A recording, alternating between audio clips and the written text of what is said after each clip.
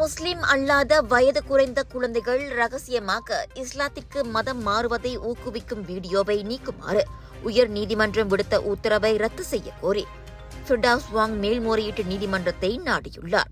அந்த மதபோதகர் மீது தொடரப்பட்ட வழக்கில் 8 முஸ்லிம் அல்லாத பெற்றோர்களுக்காக வாதாடும் வழக்கறிஞர் விஸ்வநாதன் அதனை உறுதிப்படுத்தினார். மேல்முறையீட்டு மனுவின் நகலை தனது நிறுவனம் பெற்றிருப்பதாகவும் அவர் சொன்னார். எனினும் மேல்முறையீட்டை செவி மடுப்பதற்கான தேதியை நீதிமன்றம் இன்னும் முடிவு செய்யவில்லை.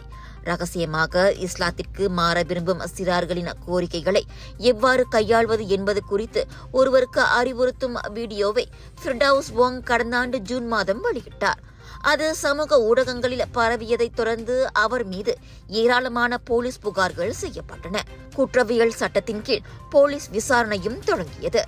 இந்நிலையில் ஃபிர்டவுஸ் மீது வழக்கு தொடுத்த 8 பெற்றோர்கள் அவர் சட்டவிரோதமாக நடந்து கொண்டதாக நீதிமன்றம் அறிவிப்பதோடு வீடியோவை நிரந்தரமாக நீக்கவும் எதிர்காலத்தில் இதுபோன்ற கருத்துக்களை வெளியிடுவதை தடுக்க அவரை கட்டாயப்படுத்த தடை உத்தரவையும் கோருகின்றனர். எங்க வீட்ல எல்லாரும் தினமும் காலையில ரெய்னாயூர் வெர்ஜின் கோகனட் ஆயில குடிக்கிறோம்.